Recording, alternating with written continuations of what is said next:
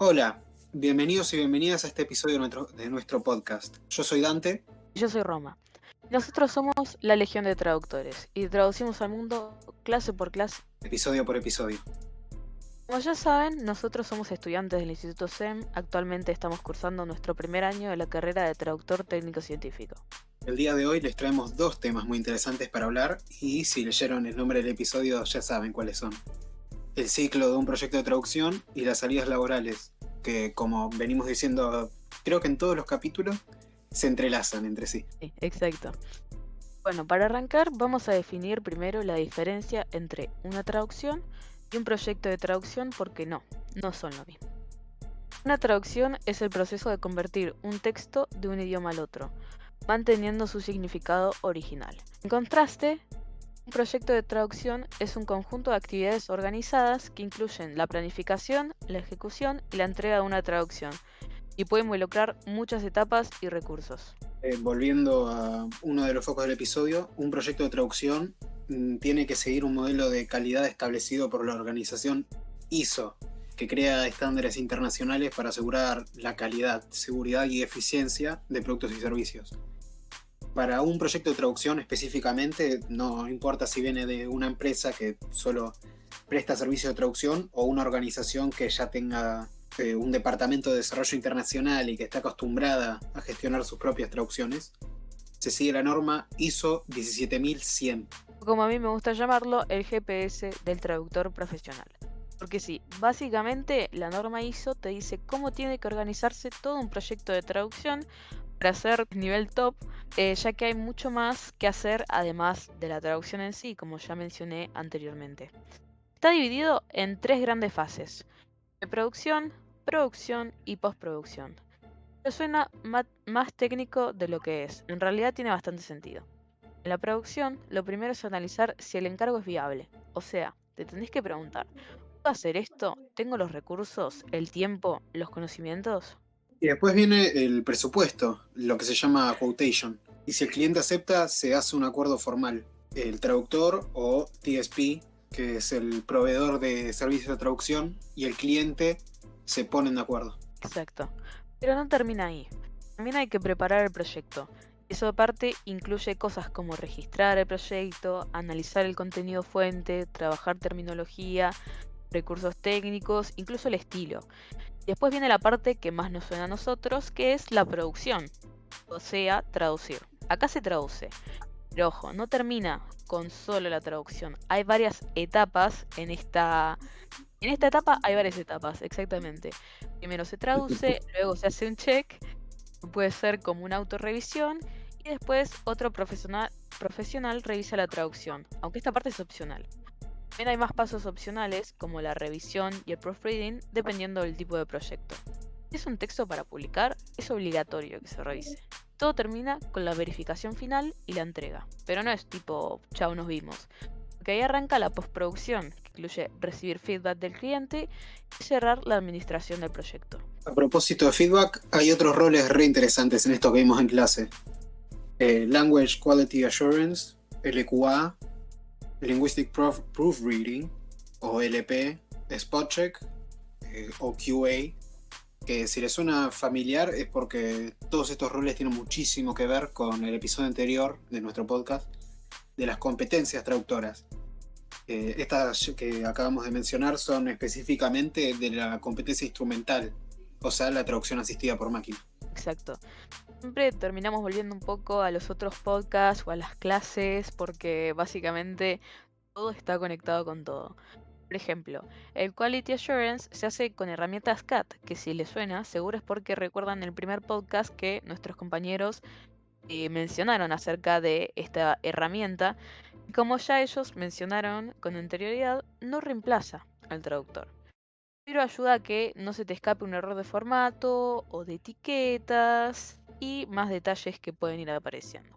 El Linguistic Proofreading, por otro lado, es más artístico, diría yo. Es ver si el texto traducido encaja con su contexto, como en un cómic o una web, y que no suene raro. Y el spot check, que todo esto son lo que mencionó mi compañero Dante un poquito más anteriormente, y el spot check es revisar detalles gráficos como la tipografía. No solo importa lo que se dice, sino cómo se presenta.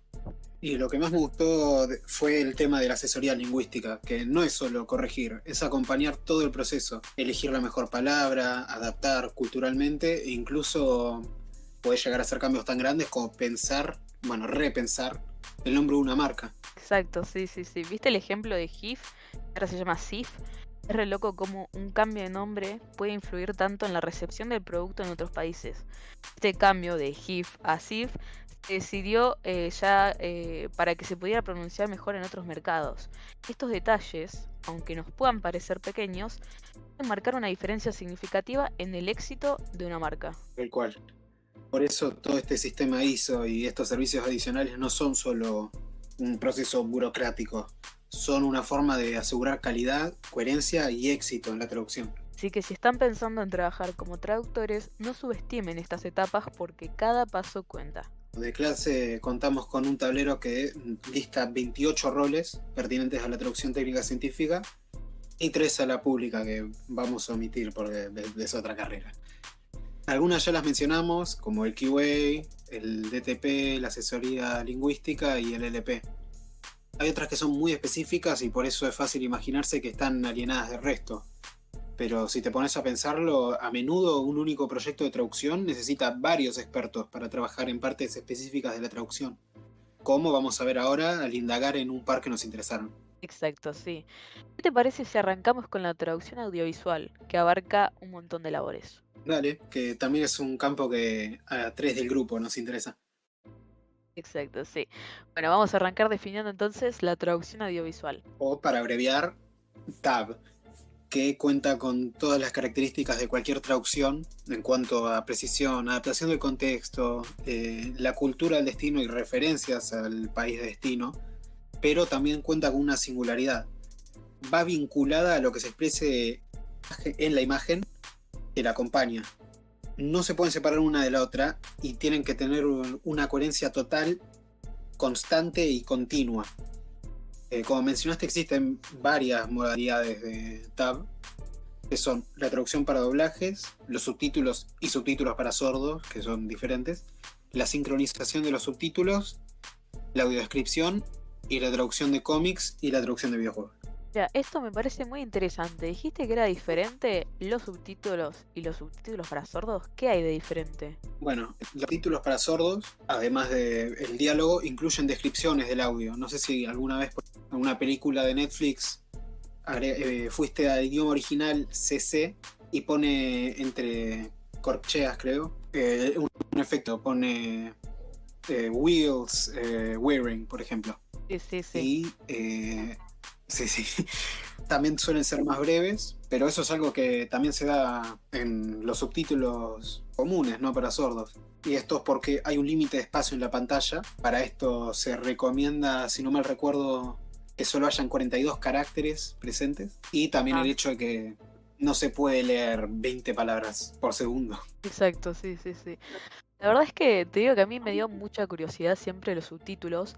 Porque vos viste que si estás mirando una serie o qué sé yo, no siempre tienen una traducción tan exacta, ya sea que lo veas en español o en inglés, incluso en el doblaje. Sí. Hay como muchas diferencias, viste que vos decís, ¿por qué no lo ponen tal cual?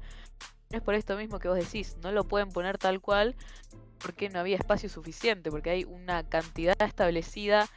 Esto es curioso que lo mencionamos también en las clases, dependiendo también la agencia, no sé si hay agencia o empresa, pero por ejemplo Netflix, HBO, todos como que tienen una cantidad, un límite establecido que puede diferir de una a otra, lo cual es bastante interesante, la verdad.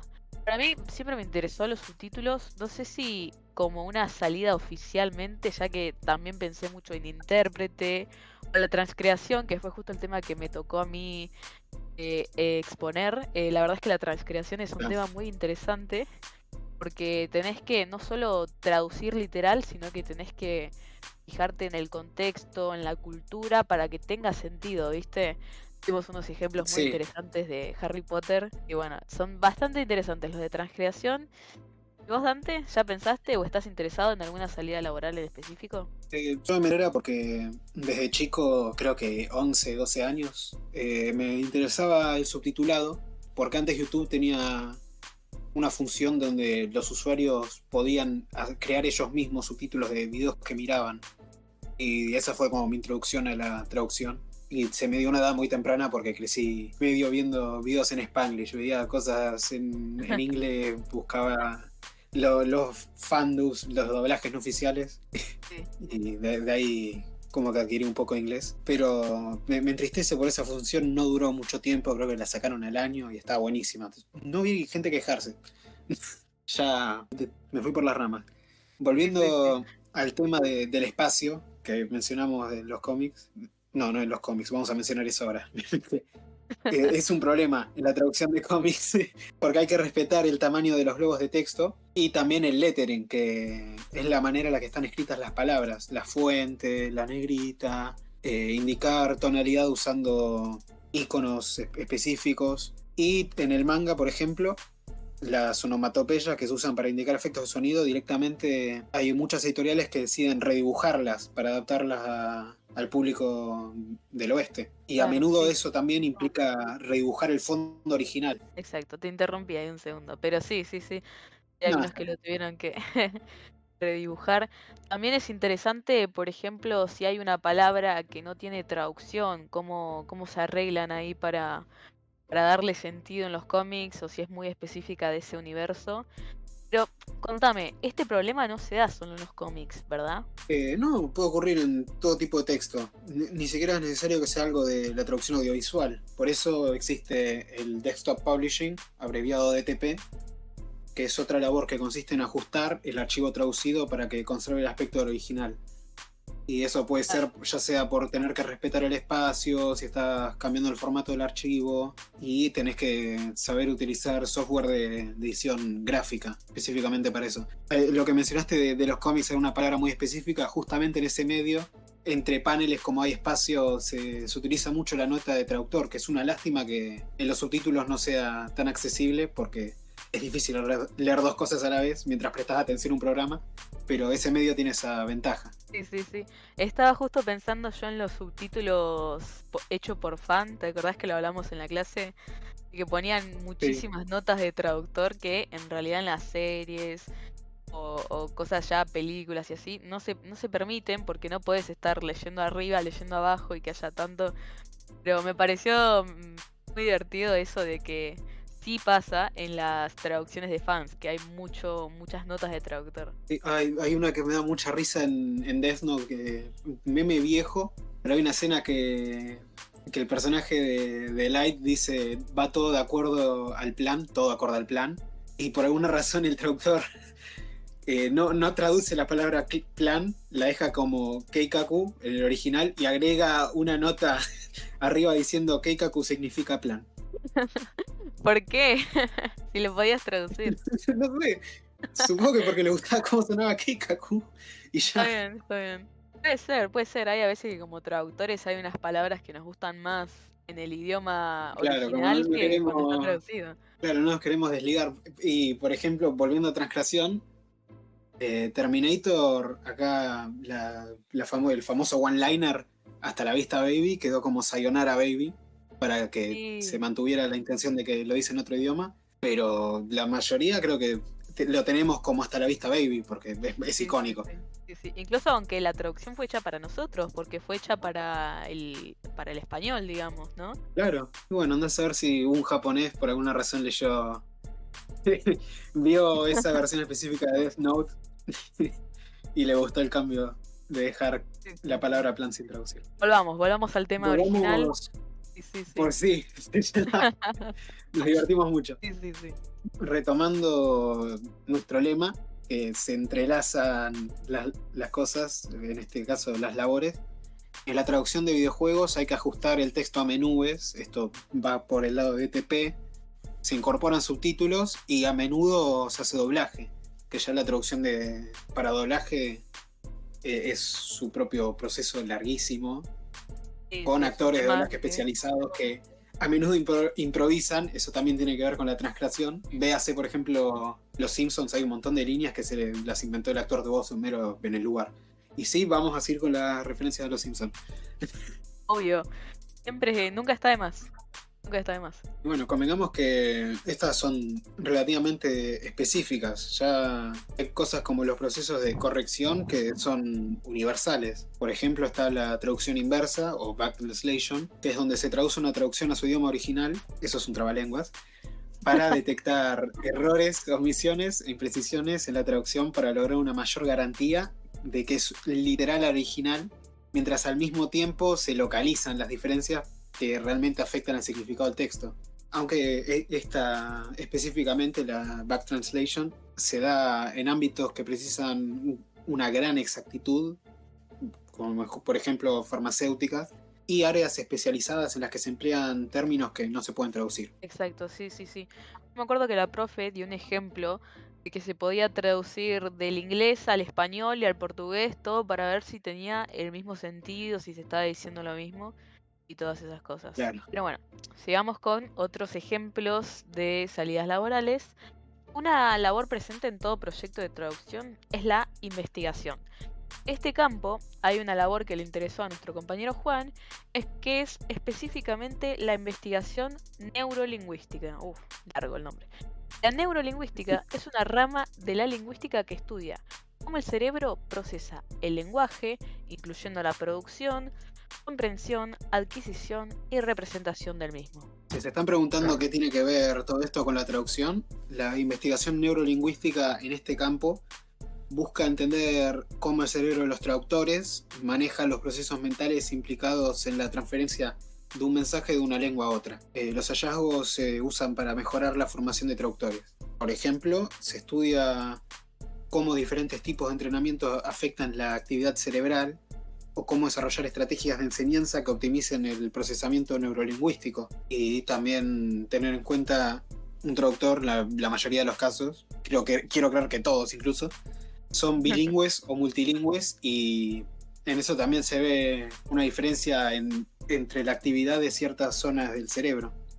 Y esto es todo de un nicho médico, que hay el interés de Juan, que es intérprete en esta área, pero hay investigaciones en traducción lingüística y trasfondo social. Exacto, sí, sí, sí. Y cada una de estas también busca mejorar su respectivo campo con métodos específicos, y así podemos estar bastante tiempo más explicando aún más labores o salidas laborales, como por ejemplo la confección de guías de estilo y glosario. El estilo es cómo quieren hacer la traducción y el glosario las palabras específicas que vayas a tener que usar. Hay todo un proyecto que literalmente tenés que hacer un glosario, básicamente, que es muy importante para que vas a ver cómo traducir ciertas cosas. Después, otro que no mencionamos, pero que también es muy interesante como salida laboral, es la dirección de proyectos, el project manager, que es el encargado de planificar y definir objetivos y qué sé yo. Bueno, así podemos estar muchísimo tiempo, ya que el traductorado técnico científico tiene muchísimas salidas laborales y todas son muy variadas. Sí, y nosotros hicimos hincapié en las salidas laborales de la rama audiovisual, incluso sin entrar en demasiado detalle, porque era lo que más nos interesaba a nosotros, pero ahora nos preguntamos qué salida laboral les interesa más a ustedes, y por el otro tema, qué parte de un proyecto de traducción les interesa más. Porque, como ya deben saber hasta ahora, hay 3 partes en un proyecto de la traducción, no solo traducir.